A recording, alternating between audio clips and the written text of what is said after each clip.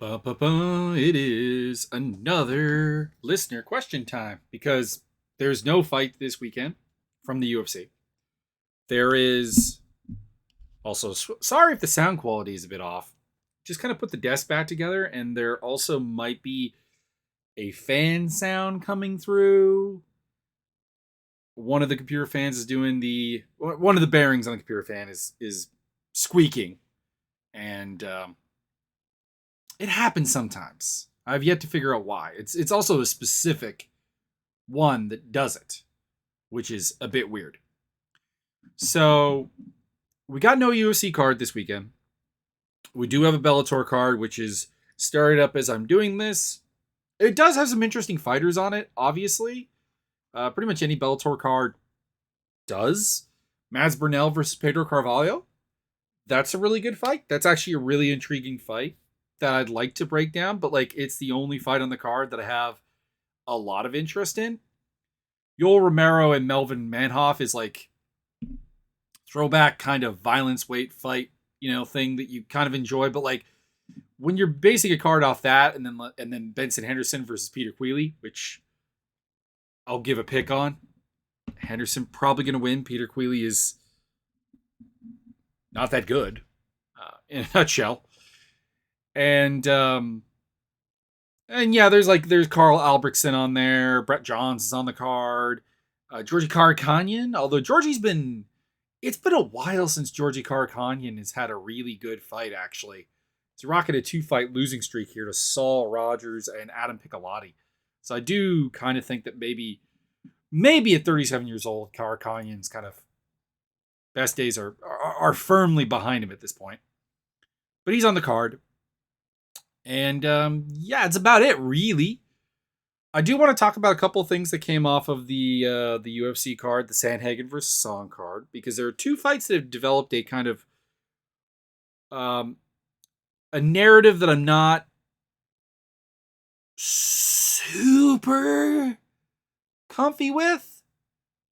That being said, one was very, very predictable. One I expected to hear coming, and I touched on it in the review. The other one is actually a little bit surprising. That is the Sandhagen versus Song fight. It was a great fight.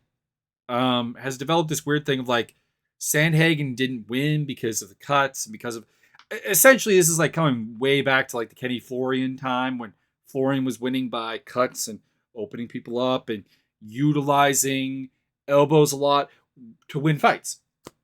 And people didn't take it seriously. Now, granted. I'm always going to be sort of anti-Florian to a certain degree just because of the Dean Thomas fight where he started yelling, "I finish fights," after Dean Thomas's knee exploded through not really anything that Florian was doing. Just kind of a freak injury. Well, not even a freak injury, but an injury win that I'm not going to say he didn't cause because, he was forcing the defense of the takedown from Thomas. But, something probably not to be supremely proud of. And he was really, really proud of it. So, that's always going to stick in my craw about Kenny Florian. And then there's the plagiarization stuff. As a journalist, or, writer of any kind, really. But the winning by cut is a completely legitimate way of stopping a fight. You cause a cut, as long as I was going to say as long as elbows are allowed, cuts are part of the game. But honestly, even in boxing, cuts are part of the game because you can cut, you can get swelling, you can get split skin from just punching with even the heavy gloves on, and that's obviously going to be worse than MMA. So it's part of the game. And the weird kind of critique of Sandhagen only winning because he cut Song, I think ignores that one judge had given him 3 rounds and that he was solving problems even before the cut happened. Even before the time of the cut and the compromised vision of Song, you could see the flow of the fight going Sandhagen's way. That entries that Song likes to use into the pocket to land power shots were not working nearly as effectively as they were before. And as a result, I just think it's kind of a weird take. It's a super bizarre take on the whole Sandhagen thing. And the other fight, of course, is the Joe Pyfer, Alan Amidovsky fight. And again, this is kind of brought up like this whole like, and I said this in the recap, but I feel like it has to be said again. Dana White deserves kudos for doing what he did for Joe Pyfer.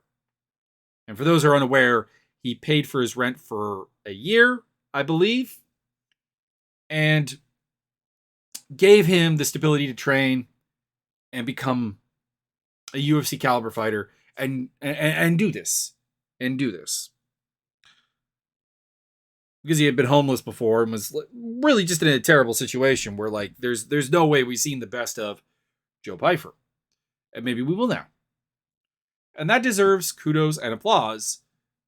But it shouldn't be blown out of proportion, because I feel what has to be really mentioned here is that a lot of MMA gyms, notably James Krause's gym in Missouri and Team Alpha Male in California, run dorm programs for their fighters, where they will actually, with the understanding that the fighters will train hard, fight, give the gym part of their purse, obviously, standard coach manager relationship with the fighters, that they can have profit from the whole thing. It's not entirely humanitarian oriented, but it is a thing.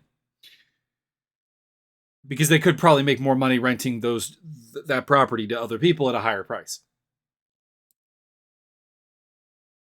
But this is something that a lot of like gyms do. Nicholas Mata talked about how he's living in teammates' basements and coaches' couches and so on. This has been a long-standing thing in MMA that coaches will help out fighters. And we don't give them credit for that, but we want to give Dana White, who is a multimillionaire, if not a billionaire. He did a I don't know what show it was, but it was like one of those like crib shows where he showed off his backyard and his house and everything. And it's huge. It's ridiculously huge. Frankly, Dana White could just let Joe Pyfer live on his property. might actually make more financial sense.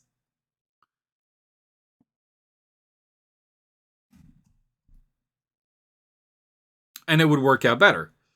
But here's the thing is, this is a man who's gotten very, very rich off of an exploitative relationship with fighters through the UFC. And again, 20% of the revenue, no matter what your thoughts are on fighter pay, 20% of the revenue is exploitative. Again, I've said this before. I'm not saying anything about fairness. I'm not saying the UFC should pay more out of the goodness of their heart, because they're a corporation. They're here to maximize profits and limit their expenses. And there is no competitive lever to bring it forward. And there's no backlash from the fans, really, because those of us that care about fighter pay are still watching the product. Those of us who don't care about fighter pay are unmoved by the whole situation. So there is no negative consequence. But it's an exploited measurement that has made Dana White and others exceptionally, exceptionally rich. And we want to give all the credit in the world to Dana for taking care of one fighter. And let's say that he's done this a couple other times. Let's be super generous that he's done it for like 50 fighters. Between backroom bonuses that change their lives, or maybe even the direct paying of the lease. His payment for that is the fact that he gets them in the UFC and they make him money. Like, the UFC is using Joe Pyfer for good publicity and goodwill and increased viewership in exchange for Dana White paying for his rent. It doesn't undo the whole exploitative nature of just UFC pay structure in general to help out Joe Pyfer. Like, it's a good thing. Again, it's a good thing. It's something you can give Dana credit for, but it does not justify the entire system, which some is the take some people have had off of it. Moving on, just want to talk about a couple of things I've seen hanging around social media. Jake Shields is being a complete dumbass once again with support of Alex Jones. And Jake Shields defenders have been like, "Oh, you want him banned for having an opinion different than yours." I don't think anyone's asking for, like, I'm looking at these threads and the people, Trent Reinsmith has commented on it, Mike Russell, people who cover MMA as a career, and they bring up, the stupid takes of Jake Shields. And I believe the statement I saw today was like, can we please just be done with Jake Shields? No one is asking for him to be banned. If Jake Shields wants to talk about jiu-jitsu and have his political opinions on Twitter, he's welcome to it. Welcome to it. But there shouldn't be like hundreds of people jumping on his bandwagon when he himself admits that he doesn't research anything he's saying. Like when he talks about the Alex Jones court case, a couple of tweets later, he even says, I have no idea what Alex Jones has actually said about the Sandy Hook kids. At that point, the opinion is invalid. You don't even know what the court case is about. So your opinion is invalid. It's not informed. It's terrible. And to be honest, and even if it was anti-Alex Jones, it would be disingenuous. And as a fandom, we should realize that Jake Shields is an idiot. Like when it comes to jiu-jitsu, listen to Jake Shields. When it comes to anything else, hell no. And to be honest, and again, this shouldn't be surprising. I've said this repetitively whenever we get into a talk about listening to MMA fighters on things beyond the scope of their of mixed martial arts. Probably very few of them should be listened to. Like when Colby Covington talks about politics, or trying to think of like a really uninformed left-wing MMA fighter. There seems to be just generally less of them. The only one coming to mind is like Nate Quarry, but Nate Quarry always, just to me, Nate Quarry always comes off as actually pretty well read on the topic. Doesn't mean I agree with him on everything, but he's trying, I guess in a nutshell, to actually give a informed opinion. But like, even that probably should not change your mind, politically speaking. Should do very, very little. I hate to say, like, trust the experts, because, a healthy skepticism of anything is kind of involved, but like, you've got all these legal experts commenting on the Alex Jones trial. Perhaps don't go to Jake Shields for thoughts on it. There you go. Okay. Moving on. Just another fighter pay one, and I swear this is the last one because no one asked about fighter pay this week. But there was an interesting one. Trent Reinsmith shared the idea that a bottom basement bench warmer NFL player, the bare minimum salary, makes more than a UFC champion. And there was a weird, bizarrely happy take, widespread take on this idea. That MMA fighters do not work a lot. It's typical, oh, well, they fight 2-3 times a year and make a lot of money. I mean, that's really easy. I expect this kind of thing from people who are not fans of MMA. But if you're a fan of MMA and you're completely ignorant to the level of training, of sacrifice, of commitment, time consumption that goes into prepping for an MMA fight, I don't know what to say to people like that, because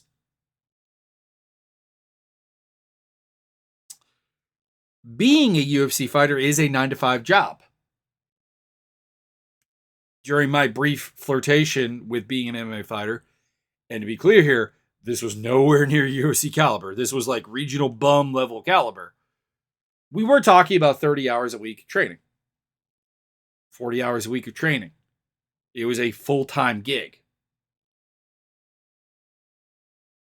And of course, we just have the typical lack of understanding that when you look at a fighter's purse for a fight and you're like, even the bottom level UFC guys, 10 and 10, how dare you complain about making 20 grand for a short time? There is a coach's chunk of that. There is a manager's chunk of that. There is a food nutrition chunk of that. There's a lot of things that come in that have to happen with the job. And there was someone that was arguing with me that was like, training camps are optional. Not if you want to be a UFC champion. It's just, I've said this before. If you don't care about fighter pay, you don't care about fighter pay. That's fine. That's fine. But there's just so many weird takes of like defending the structure and devaluing the arguments. It is so bizarre. So very bizarre. And finally, there's also the fact that most of the UFC roster actually works a 9-to-5 job in addition to training. It's just kind of insane. And then the final thing is like the final thing on Fighter Pay. The Rock's shoe deal. People are like, why are people hating on The Rock for this shoe deal? It's like, it's the UFC who created, who's not giving the profits and blah, blah, blah. It's like, yeah, but here's the thing. When you're The Rock and your brand is the tough guy, the guy who presented the BMF belts and everything, like, his brand is very much wrapped into this macho, machismo, action hero, man of the people sort of thing. And you're out there cutting about how special MMA fighters are and how you should buy my shoe because of that, even though the fighters are getting none of that. There's a significant like annoyance level to it that is incongruous to his brand. And I'm a fan of The Rock. I'm a fan of pro wrestling. I mean, The Rock's great. But in this business venture, The Rock either did no homework or is completely aware of the financial situation that his shoe deal produces. Also, the shoes are ugly. The shoes are really ugly. I'm not. It's whatever. And that's subjective. That's subjective. You like the shoes, you like the shoes.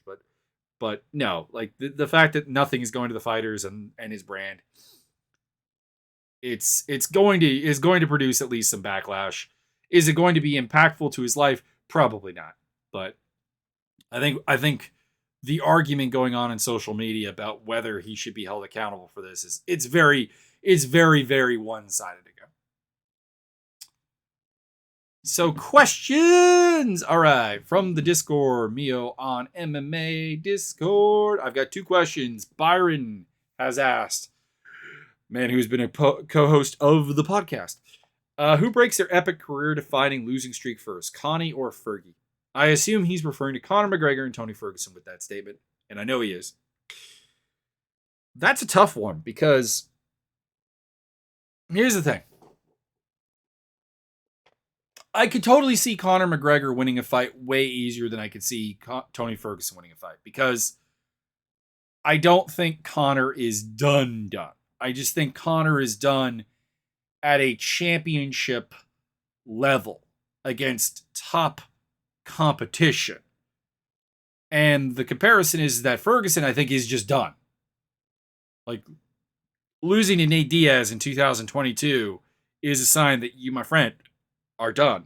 The fact that the MMA community as a whole was picking mid-ranged welterweight the Leech to beat him with confidence is a sign that you're done.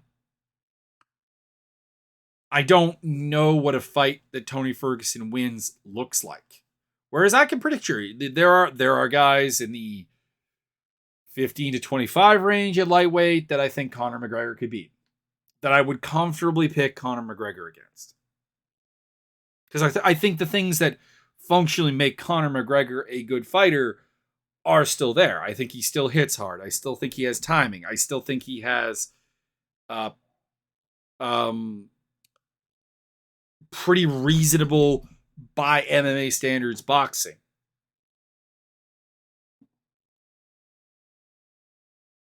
Whereas with like Tony Ferguson, I think the wheels have completely fallen off.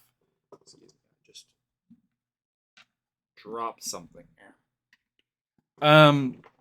With Ferguson, I think he's completely fallen apart. I think that like, and I always thought that Tony's style was always going to get him into trouble like this, because when you're unorthodox and you're reliant on physical gifts, God-given talent, reaction speed, power, it's all physical stuff and not necessarily techniques to back it up, your fall from grace is always going to be incredibly sharp. So this all makes it seem like I'm picking Conor to win first. Here's the thing, though. I don't think Conor is ever going to fight someone who's like down at 15 to 25. I think the UFC is going to give him big names because they believe that will still draw money. And it probably will.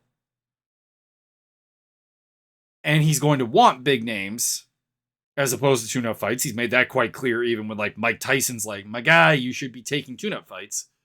He's been incredibly hostile to the idea.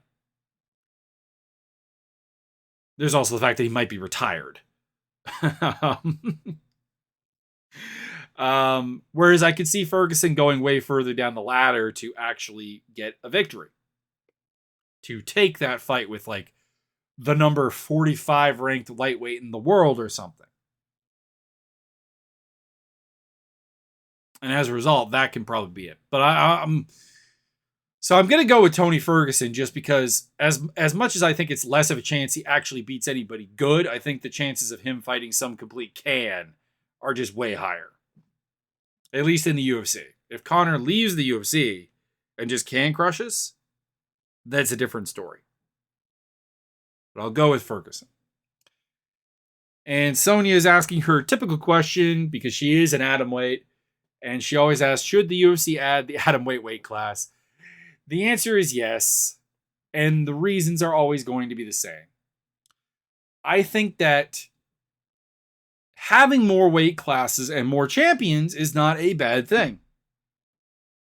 And I think that the atomweight weight class can develop actually pretty good depth to it because the UFC already has a bunch of actual atomweights on roster. They're just fighting at strawweight.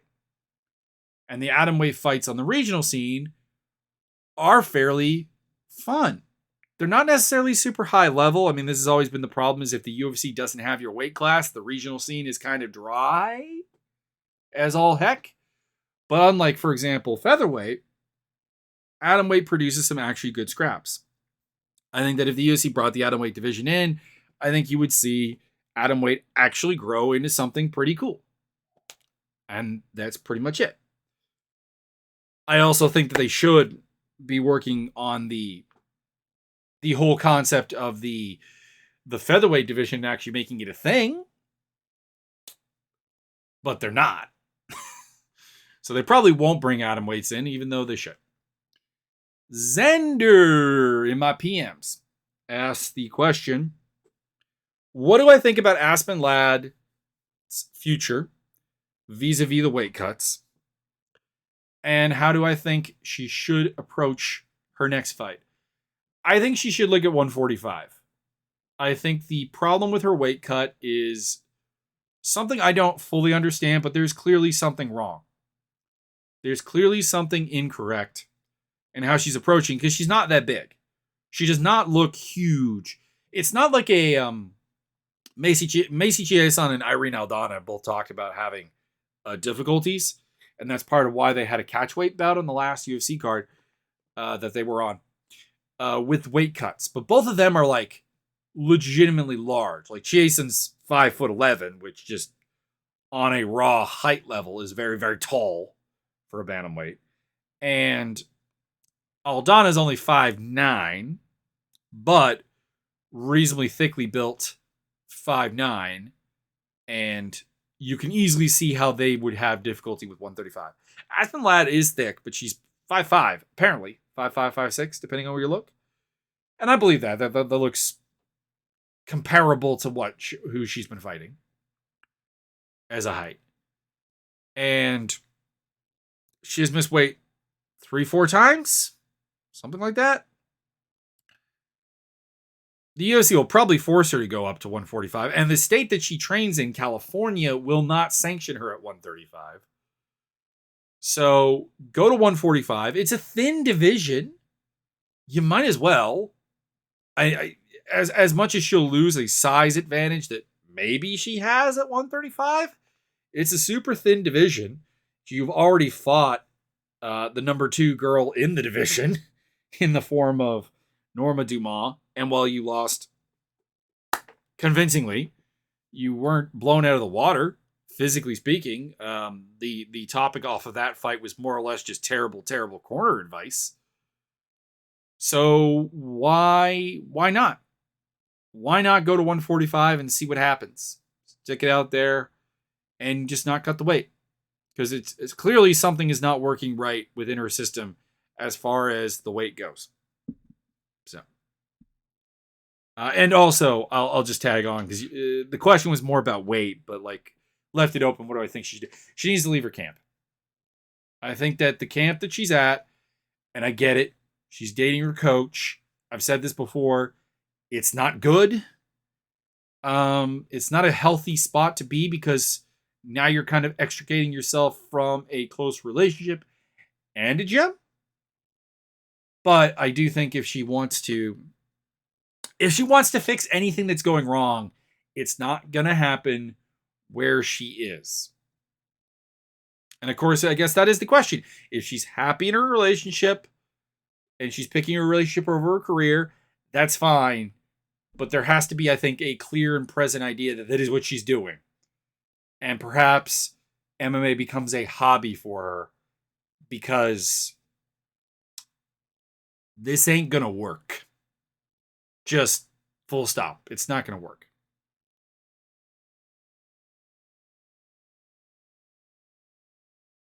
So there's that. Question from Juliana. What do I make of Sarah McMahon possibly leaving the UFC?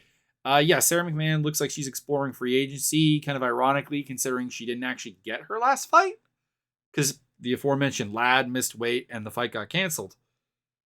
Sarah McMahon should probably just try and go for the $1 million in PFL. She's definitively the fighter she's going to be. And if PFL does a bantamweight tournament at any point in the near future, there's a solid chance that she can make that $1 million. She won't at 140. She will not get past Kayla Harrison, in my opinion. That fight looks a lot like the Ronda Rousey fight, but worse because Harrison's much bigger. But yeah, that's where that should probably end up going. Question from actually Mars, first time question asker. I didn't even know Mars was watching my podcast. Anyways, thank you, Mars. He wants to know what I think about the rumor that Fedor Emelianenko and Anderson Silva are going to fight in Bellator over in Japan. Why not, I guess, is what it comes down to. Like, is it a meaningful fight for their legacies? No. But is there a meaningful fight for their legacies out there right now? Also no. It might draw some attention to Bellator for a little bit and give them a decent pay-per-view. Or I guess this could end up happening in Ryzen too. Maybe like a co-promotion type deal. It'd be a heck of an event, but like, I don't know. It probably wouldn't be super sad, so why not? And almost anything that those two are doing right now is getting into the super sad department of things. So there is that. And on my final one here, I've got a question from Titus. I believe this guy is a friend of Denver's. And not that means anything, but if you're on the Discord, that probably means something. His question What do I like about Khamzat Chimaev moving to 185? Yeah, that's been going around Twitter that Khamzat is talking about 185. I'm actually really, really happy about that because there was a lot of suggestions and a lot of fan support that his missing weight in the fight with Diaz should just be ignored. And I don't think any kind of weight miss that big should be ignored. I don't. Missing by a pound, pound and a half, 2 pounds, fine. That happens. That's a lack of calibration on the weight. That's something going slightly wrong. Missing the way he did suggests that it's just not healthy for him to make 170. So if you're a fan of Khamzat and you want him to have a long, healthy, positive career, moving to 185 is probably the right move. And if you're and to be honest, he's probably right in the title picture there. I don't think it requires much. It requires basically beating a Paulo Costa or a who he has heat with, and that's what I would do. That's what I suggested. Or beating Bobby Knuckles, and you're basically right there fighting Israel Adesanya or Alex Bahia if he takes the title. There's no one else there. There is a complete threadbare cupboard of title contenders at 185. So why not go do that? And you know what? If he wants to go back to 170 in the future, and he can do it, then why not? But why not do 185 then 170? That tends to be how it is. Realistically, historically, you go down, you win a title, and then you go down as time goes on, actually more than anything else. That tends to be how this works. And then you go up later in your career. So, I mean, hey, let him do. It's all positive. It's all positive.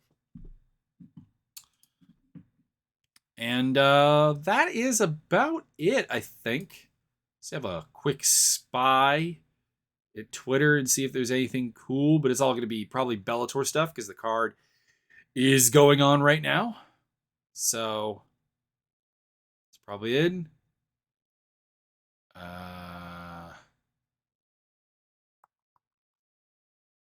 What is this? MMA Dumb Tweets has got it. Johnny Jones, one of my friends texted me, I figured this, so I'd throw it up on Twitter. Nothing else to say. He has 14 wins in the UFC, title wins in the UFC. Habib has 13 total wins in the UFC. Someone says, you never want to fight convincingly. Habib made easy work of every single opponent. He's looking down on you from a completely different universe. I hate to defend Johnny Boney Joni, but the idea that he never beat anyone convincingly, that's garbage. That is absolute garbage. So thank you, MMA Dumb Tweets. And I think we'll finish off on that high note, like on something that I don't think is remotely controversial. The idea that John Jones, in fact, did beat people convincingly in his career. Okay. Check out the links down below, to the right, to the left, to the upper, to the sideways, wherever it is in this this tic-tac-toe world around the podcast, wherever it is. Acast, Anchor, Spotify, YouTube, wherever you're watching. Thank you for taking the time, or listening, I should say. Thank you for taking the time, and I will see you with the breakdown of the upcoming UFC card. What is coming up from the UFC? We got a Contender Series. Oh, no, there's one more thing. I forgot. Someone asked me the question. Where is it? I know there's something here. There it is. I want to give credit where it is due. This question is from Brianna. What do I think about the UFC signing a 17-year-old off Dana White's Contender Series? I think it's kind of dumb. I don't think he's ready. I'm always a little bit uncomfortable with the idea of teenagers being professional fighters. And it's also very, very weird because now I want to say I understand the actual reason for this, and I'll reveal it in a second, but like the shock value is better. Dana White Contender Series saw Bo Nickel. Now, to be clear, Bo Nickel is very green to MMA. Very green to MMA. But a long collegiate career, athletic career, very Josh Koscheck-ish, or any number of that kind of thing. Goes out there, dominates a dude on Contender Series. Dana White says he's not ready. Then, 3 weeks later, he signs a 17-year-old to a UFC deal? That's kind of bullshit right there. Now, I get it. I get what is almost 100% happening. Bo Nickel is not going to sign a Contender Series 10-10 deal. He's got something negotiated for substantially more money behind closed doors. And it kind of comes with this idea: you'll do the Contender Series, you'll do the 5-5 on the Contender Series, and we'll get the ratings from you 2 times, and then we'll sign you. And that's probably what's going to happen. But it doesn't change the fact that publicly you stated Bo Nickel's not ready, and then you signed a 17-year-old. There we go. Let's finish up on that one. Check out the Twitter, check out the Discord, check out the podcast wherever you can find it. We got the MMA Sim on Discord, which will be running fights tomorrow. And I will see you guys on Tuesday to talk about the next UFC fight card. I'm not sure what that is off the top of my head, actually. Upcoming UFC cards, please. October 1st, fight night. Yes, the Mackenzie Dern versus Zhanyan card. I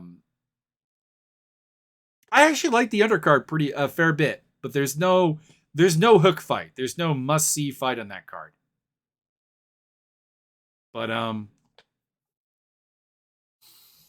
guess you can see they're bringing in Chelsea Chandler, but they're having her fight at catchweight, so that suggests she's not gonna fight at featherweight. Interesting. All right. See you guys next time.